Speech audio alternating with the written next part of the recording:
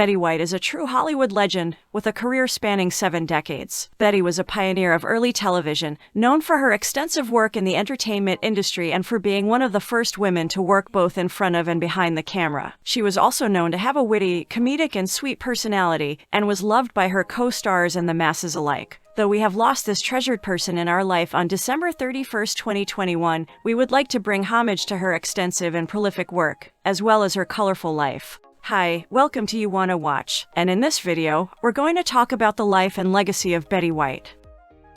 Early years. Betty White was born on January 17, 1922 in Oak Park, Illinois, and moved to Los Angeles shortly after. White graduated from Beverly Hills High School in 1939, where she performed in plays and wrote and starred in the class graduation play. She wanted to be a forest ranger or a writer as a child, but she fell in love with acting when she took the lead in her senior play, which she wrote. She skipped college and began performing on the radio, but before embarking on an acting career, she married twice, first to World War II pilot Dick Barker, whom she married in 1945. The marriage lasted only a few months after he moved her to an Ohio chicken farm. Betty White got her start in the theater at the Bliss Hayden Little Theater. She starred in Dear Ruth and was discovered by Lane Allen, an actor and later agent, who encouraged her to pursue a career in show business. The couple married and then divorced.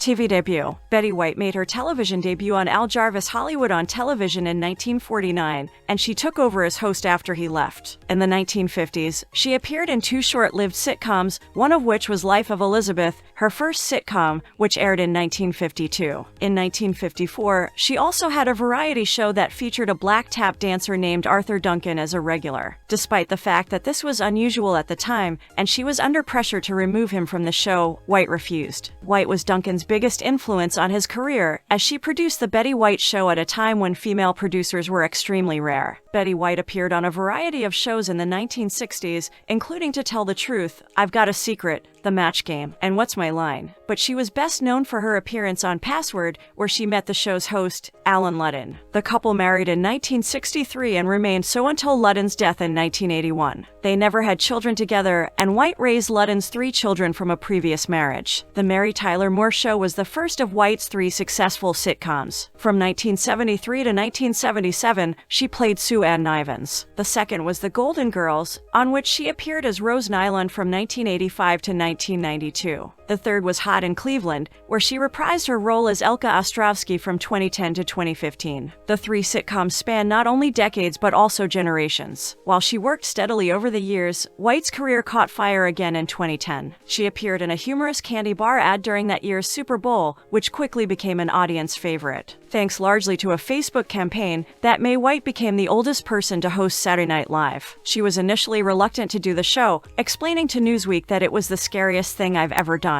It was really funny stuff, but it was a challenge. Also in 2010, White returned to series television with a role on the sitcom Hot in Cleveland, alongside stars Valerie Bertinelli, Jane Leeves, and Wendy Malick. She first only signed on for the pilot, but she later joined the cast. It's just a terrific show. The chemistry between the girls is so great, she told Newsweek. The Golden Girls. Betty White's work accelerated, culminating with The Golden Girls, on which she played the endearing Rose Nylund from 1985 to 1992. Rose Nylund, from St. Olaf, Minnesota, was Charlie Nylund's widow. Originally, White was offered the role of sexy Southern Belle Blanche, which went to Rue McClanahan in the end. B. Arthur and Estelle Getty also appeared in the TV series. On screen, the actors of The Golden Girls had such wonderful chemistry that it's difficult to believe they weren't close in real life. However, some open interviews conducted in the 25 years since the program ended have shown an underlying tension and, at times, outright hostility among the actresses, particularly between Betty White and B. Arthur. There were numerous interviews released, highlighting an ongoing rift between the actresses in real life. B. Arthur was a very eccentric woman as described by co-star Rue McClanahan, who played Blanche Devereaux in the series. B. seemed to be a complicated person with numerous quirks, so with that and the added pressure of making a TV series, everything seemed to bug her. According to Matthew Sachs, B. Arthur's son, sometimes Betty would go out and smile and chat with the audience and literally go and make friends with the audience, which is a nice thing. A lot of them have come from all over the country and are fans. I think my mom didn't dig that. It's more about being focused or conserving your energy. It's just not the right time to talk to fans between takes. Betty was was able to do it and it didn't seem to affect her. But it rubbed my mom the wrong way. Betty broke her silence on her relationship with Arthur in an HLN interview with Joy Behar in 2011. "She was not that fond of me," Betty said. "She found me a pain in the neck sometimes. It was my positive attitude, and that made me mad sometimes. Sometimes if I was happy, she'd be furious." But when Betty White died on December 31, 2021, reports surfaced that the duo were not enemies at all. They were actually very close, and that their personalities were just different. While White's on-set antics reportedly annoyed Arthur, the duo didn't have the massive feud that has been so heavily reported. Rue McClanahan once explained that Arthur often refused to go to lunch unless White was ready to go. They ate together often and sat with each other during dinners too. Matthew Sachs also revealed that Arthur and White were friends. He told The Hollywood Reporter that the two often commuted to the set of The Golden Girls together. He said, "There was no fighting at all. They were friends. At one point, they lived close enough that they would drive each other to work." Movies and Hot in Cleveland. After The Golden Girls ended in 1992, White appeared in a number of TV shows, including The Golden Palace, a spin-off of The Golden Girls minus Arthur. Bob and Maybe This Time, as well as cameos in Ally McBeal and That 70s Show, in which she played Kitty's mother, Bea Sigurdson. She starred in a series of TV movies in the early 2000s before landing roles as Catherine Piper in Boston Legal from 2005 to 2008 and Ann Douglas in The Bold and the Beautiful from 2006 to 2009. Although much of her work was for television, White also appeared in several movies. In 1962, she made her feature film debut in Advise and Consent, and her later movies included the thriller Lake Placid and the romantic comedies The Proposal and You Again. In 2019, she voiced the character Betty White, a teething ring, and the animated feature Toy Story 4. White continued to work in television, starring in TV movies and shows. In 2010, she landed the role of Elka Ostrovsky in Hot in Cleveland, which served as the catalyst for a career resurgence that began with her appearance in The Proposal alongside Sandra Bullock and Ryan Reynolds. Also in 2010, White returned to series television with the role on the sitcom Hot in Cleveland, alongside stars Valerie Bertinelli, Jane Leeves, and Wendy Malick. She first only signed on for the pilot, but she later joined the cast. "It's just a terrific show. The chemistry between the girls is so great," she told Newsweek. Valerie Bertinelli, Jane Leeves, and Wendy Malick starred as three 40-something best friends from Los Angeles who crash land in Cleveland after attempting to fly to Paris. White took on the role of the housekeeper for the three friends. The arrival of the ladies rekindled the character's life and reintroduced her to the world of dating at the age of 80.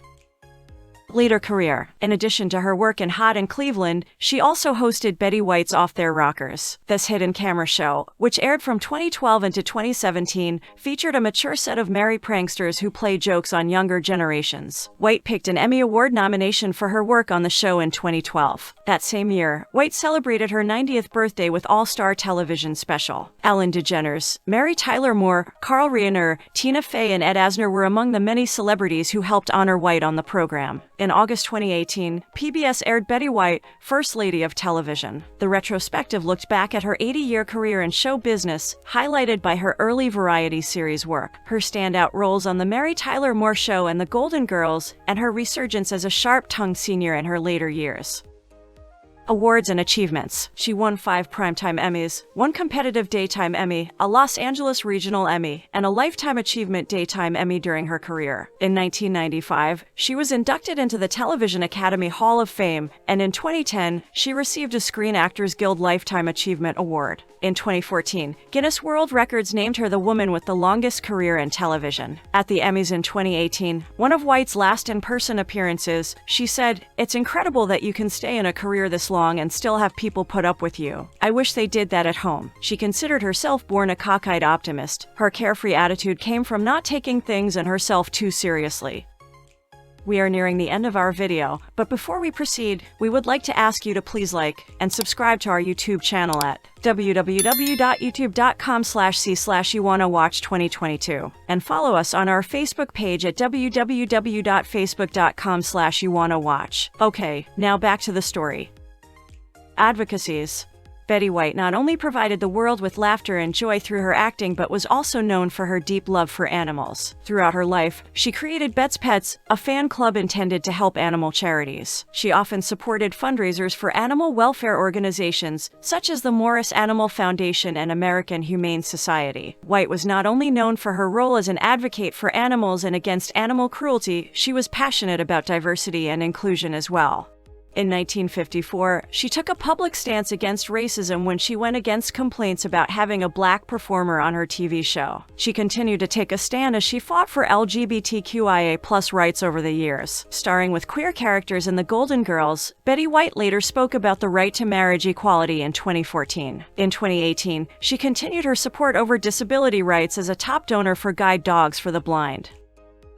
Books. She wrote several books during the 1980s and 1990s, including 1987's Betty White in Person and Night and 9 to 5's Here We Go Again, My Life in Television, which was re-released in 2010. In 2010, she signed a 2-book deal with G.P. Putnam's Sons. White's latest set of observations on her life and career, If You Ask Me, and Of Course You Won't, was published in the spring of 2011. Her next work, My Life at the Zoo, Betty and Her Friends, came out that fall. For her 100th birthday, days before her death, she recorded a video to be shown at her 100th birthday celebration, thanking her fans and confirming that her birthday celebration was in honor of and for her fans. She called herself a lucky old broad. In honor of her 100th birthday, a group of her friends and co-stars including Drew Barrymore, Bryan Cranston, Tina Fey, Ellen DeGeneres, and Tracy Morgan got together on NBC to remember Betty White. It includes a clips of her throughout her career, a message from Joe Biden, a performance from Cher, and more. In a 2012 Times Talks conversation with New York Times columnist Frank Bruni, Betty said she found nothing difficult about getting older, citing her mother's own optimistic approach to death. My mother had a wonderful approach to death, White said. She always thought of it as, she said, we know we have managed to find out almost anything that exists, but nobody knows what happens at that moment when it's over, she continued. And she said, it's the one secret that we don't know. So whenever we would lose somebody very close and very dear, she would always say, well, now he knows the secret. And it took the curse off of it somehow. Betty White, known as the First Lady of Television, has left a great mark in entertainment history and the lives of millions with a legacy that will last for infinite lifetimes. Betty White will be remembered for her groundbreaking career who loved people and animals. She will be deeply missed by all, and now she knows the secret. What do you think about Betty White's life and legacy? Are you a big fan of Betty White? Let us know your thoughts by writing a comment on this video. If you're interested in our other videos, just hover over the videos and just press play. Until next time, watchers, thank you for watching our video.